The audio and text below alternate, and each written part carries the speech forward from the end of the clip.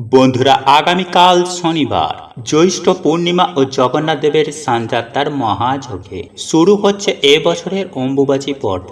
তাই আমাকে অনেকেই প্রশ্ন করেছেন যে গুরুজি, এই অম্বুবাচী চলাকালীন ঘরে নিত্য পুজো করা, ভগবানকে ভোগ নিবেদন করা, শঙ্খ বাজানো, সন্ধ্যাবেলায় সন্ধ্যা আরতি করা কি যাবে? বন্ধুরা, আপনাদের এই প্রশ্নের উত্তরে আমি আপনাদেরকে জানিয়ে রাখি যে হিন্দু ধর্মের এক বিশেষ গুরুত্বপূর্ণ উৎসব এই অম্বুবাচী। এই উৎসবের সঙ্গে জড়িয়ে আছে শাস্ত্রের নানা কাহিনী। আর এই অম্বুবাচীকে বিভিন্ন আঞ্চলিক ভাষায় অমাবতী বলেও পরিচিত। ভারতের একাধিক স্থানে অম্বুবাচীর উৎসব রজ উৎসব নামেও পালিত হয়। বন্ধুরা, শাস্ত্রের বিধিবিধান অনুযায়ী অম্বুবাচীর আছে প্রচুর রীতিনীতি ও নিয়ম বিধি নিষেধ, যা হিন্দু ধর্মাবলম্বীদের অবশ্যই মেনে চলা উচিত। বন্ধুরা, আমি সবার প্রথমেই আপনাদেরকে জানিয়ে রাখি যে এই বছর অম্বুবাচী তিথি পড়েছে বাংলায় 7ই আষাঢ় 1431, ইংরেজির 22শে জুন 2024 শনিবার। অম্বুবাচীর প্রবৃত্তি শনিবার অর্থাৎ 22শে জুন সকাল 8:45 এবং অম্বুবাচীর নিবৃত্তি 25শে জুন মঙ্গলবার রাত্রি 9:08। বন্ধুরা, সতীপীঠ অর্থাৎ আসামের গুয়াহাটি নীলাচল পর্বতে অবস্থিত সতীপীঠ কামরূপ কামাখ্যায় এই উৎসব বড় করে পালিত হয়। কথিত আছে এই সময় কামাখ্যা মন্দিরের গর্ভগৃহ থেকে লাল তরল নিঃসৃত হয়, আর এটিকে দেবী ঋতুকাল সমাগত মনে করে তখন উৎসব পালিত হয়। এখন প্রচুর বন্ধুদের প্রশ্ন হচ্ছে যে এই সময়ে কি নিত্য পুজো দেওয়া, সন্ধ্যা দেওয়া, তুলসী মঞ্চে জল দেওয়া, যে এই সমস্ত কাজই তো হচ্ছে শুভ কাজ, কিন্তু অম্বুবাচী চলাকালীন সময় বিভিন্ন শুভ কাজ করা মানা থাকে। তাহলে ঘরের নিত্য পুজো কি দেওয়া উচিত কি অনুচিত? বন্ধুরা, এছাড়াও আমাকে অনেকেই প্রশ্ন করেছে যে গুরুজি, আমি কৃষ্ণ মন্ত্রে দীক্ষিত, আমি কি গোপাল সেবা করতে পারবো, গোপালকে ভোগ নিবেদন করতে পারবো? এই সকল প্রশ্নের উত্তর বন্ধুরা চলুন এইবার দেওয়া যাক। বন্ধুরা, অম্বুবাচীর সঙ্গে জড়িয়ে আছে বহু আচার অনুষ্ঠান। এই 3 দিন সন্ন্যাসী এবং বিধবারা এই ব্রত বিশেষভাবে পালন করেন, আর যে কোনো শুভ কাজ এই কয়েকদিনে নিষিদ্ধ থাকে। শুধু তাই নয়, অম্বুবাচী চলাকালীন কৃষিকাজও বন্ধ রাখা হয়। 3 দিন পর অম্বুবাচী কেটে যাবার পরে অর্থাৎ অম্বুবাচীর নিবৃত্তি হয়ে যাবার পর যে কোনো মাঙ্গলিক অনুষ্ঠান, চাষবাস ও দেবদেবীদের বিশেষ পুজো পাঠ করা হয়ে থাকে। বন্ধুরা, অম্বুবাচীতে ভূমিকর্ষণ বা বৃক্ষরোপণ নিষেধ, কারণ এই সময় আমাদের ধরিত্রী মাতা ঋতুমতী হন। তাই বন্ধুরা, এই সময়ে গৃহের মধ্যে তুলসী গাছও লাগানো যাবে না। তবে হ্যাঁ, বাড়িতে যে তুলসী গাছ আছে তাতে অবশ্যই জল দেওয়া যাবে। এই সময় গৃহপ্রবেশ, বিবাহ, অন্যান্য শুভ কাজ করা নিষিদ্ধ। এই সময়ে এই সব কাজ করলে তা অশুভ হবে বলেই মনে করা হয়। এই সময়ে বিশেষ কোনো পূজা রাখা যায় না। তবে যদি কোনো বছর এই সময় জগন্নাথ দেবের রথযাত্রা পড়ে তাহলে তার নির্দিষ্ট নিয়ম মেনেই হবে, কারণ এই সময় নিত্যকর্ম হবে কিন্তু কাম্যকর্ম হবে না। আর এই রথযাত্রা নিত্যকর্ম।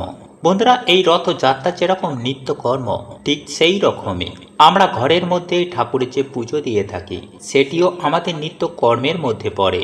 যেমন আমরা প্রতিদিন স্নান করি, আহার করি, ঠিক সেই রকম ভাবেই আমরা প্রতিদিন স্নানের পরে জল দিই, ঠাকুরকে ফুল নিবেদন করি, পুজো আরাধনা করি। যারা গুরু মন্ত্রে দীক্ষিত তারা গুরু মন্ত্র জপ করেন এবং নানান প্রকার পূজা সম্বন্ধীয় কাজ যা আমরা প্রতিদিন করতে অভ্যস্ত সেগুলি নিত্য কর্মের মধ্যেই পড়ে। এখন যেহেতু অম্বুবাচী চলাকালীন সময়ে নিত্য কর্মে কোনো বাধা নেই, তাই প্রতিদিনের পুজো দেওয়াতেও কোনো অসুবিধা নেই। বন্ধুরা, আপনারা প্রতিদিন সকালবেলায় যেরকম পুজো দেন সেই রকম আপনারা পুজো দিতেই পারেন। পুজো দেওয়ার সময় যেই রকম শঙ্করধ্বনি বাজান সেই রকমই শঙ্করধ্বনি আপনারা বাজাতে পারেন। আপনারা উলুধ্বনিও দিতে পারেন, এতে কোনো বাধা নিষেধ নেই। বন্ধুরা, অনেকেই প্রশ্ন করেছেন যে এই সময় নিত্য সন্ধ্যা দেওয়া যাবে কিনা। তাদেরকেও বলে রাখি যে সন্ধ্যা দেওয়াও এটি নিত্য কর্মের মধ্যেই পড়ে। তাই প্রতিদিন সন্ধ্যা আপনারা অবশ্যই দেবেন। তুলসী তলায় যেরকম সকালে জল দেবেন, ধূপ দেখাবেন, ঠিক তেমনই সন্ধ্যা বেলাতেও তুলসী তলায় প্রদীপ দেখাবেন, ধূপ দেখাবেন, এতে কোনো বাধা নিষেধ নেই। কিন্তু যারা আদি শক্তির বিভিন্ন রূপ যথা মা কালী, দুর্গা, জগদ্ধাত্রী, বিপত্তারিণী, সীতারা, মা চণ্ডীর মূর্তি পূজা করেন, তারা কিন্তু মায়ের মূর্তি বা পটে লাল কাপড় দিয়ে ঢেকে রাখবেন। পুজো পাঠ করার সময় কোনো মন্ত্র পাঠ করবেন না, কেবলমাত্র ধূপ দ্বীপ দেখিয়ে প্রণাম করলেই হবে। সেই সঙ্গে মাথায় রাখবেন যেই অম্বুবাচী চলাকালীন ভুলেও কোনো মূর্তি বা পটে স্পর্শ করবেন না। অম্বুবাচী নিবৃত্তির পরে দেবদেবীর আচ্ছাদন খুলে আসন ধুয়ে দেবীকে স্নান করিয়ে পূর্বের মতোই পূজা আরাধনা করবেন। তবে আম দুধ নিবেদন করতে একদম ভুলবেন না। তাহলে বন্ধুরা আপনারা বুঝতেই পারছেন যে শুধুমাত্র আদিশক্তির বিভিন্ন রূপ সেই সমস্ত ঠাকুরের পট বা মূর্তি আপনাদের কাছে থাকে, তাহলে বিশেষভাবে লাল কাপড়ে মুড়ে সেটিকে রেখে দেবেন এবং অম্বুবাচী নিবৃত্তি হয়ে যাবার পরে পুনরায় সেই দেবী মূর্তি বা পটটিকে ভালো করে গঙ্গা জলে ধুয়ে আবারও নতুন আসনে বসিয়ে পূর্বের মতোই পূজা পাঠ করবেন। কিন্তু শুধুমাত্র সেটি কালী, দুর্গা, জগদ্ধাত্রী, মা বিপত্তারিণী, মা শীতলা বা মা চণ্ডীর মূর্তি বা পটের জন্যই প্রযোজ্য।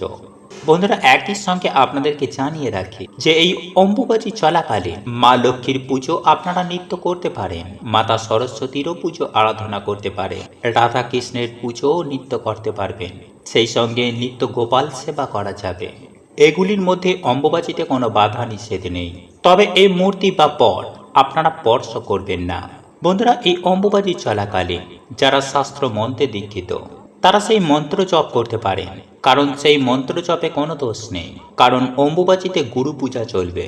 গুরু যদি নারী হন অর্থাৎ গুরু যদি মা হন তাহলেও গুরু মায়ের পূজা চলবে। গুরু প্রদত্ত ইষ্ট মন্ত্র যত বেশি সম্ভব এই সময় জপ করবেন সেটা আপনার পক্ষে অত্যন্ত উপকারী হবে। তবে কাঙ্ক্ষিত ফল লাভের জন্য মনে মনে মায়ের কাছে প্রার্থনা অবশ্যই জানাবেন, এতে আপনার মনস্কামনা পূর্ণ হবে। এবং সর্প ভয় নিবারণের জন্য আম ও দুধ সেবন করবেন। বন্ধুরা এই অম্বুবাচী চলাকালীন অর্থাৎ অম্বুবাচীর প্রবৃত্তি ও নিবৃত্তির মধ্যে ঠাকুরের ভোগে একদিন হলেও অবশ্যই আম দুধ নিবেদন করা উচিত। এছাড়াও বহু বন্ধুদের প্রশ্ন ছিল যে অম্বুবাচী চলাকালীন ভগবানকে ভোগ নিবেদন করা যাবে কিনা। তাদের উদ্দেশ্যে বলে রাখি অবশ্যই ভোগ নিবেদন করা যাবে, কারণ ঠাকুর দেবতাকে ভোগ নিবেদন করা সেটা আমাদের নিত্য কর্মের মধ্যে পড়ে। ঠিক তেমনই গোপাল সেবা করাটাও নিত্য সেবা করার মধ্যে পড়ে। তাই যাদের বাড়িতে গোপাল আছে তাদেরকে তো ভোগ নিবেদন করতেই হবে।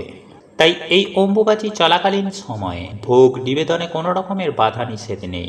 তো আজকের মতো বন্ধুরা এতটাই, দেখা হবে এর পরের ভিডিওতে। নমস্কার, ধন্যবাদ। জয় মাতা কামাখ্যা দেবীর জয়। মা আপনাদের সকলের মঙ্গল করুক। আপনারা সুস্থ থাকবেন, ভালো থাকবেন।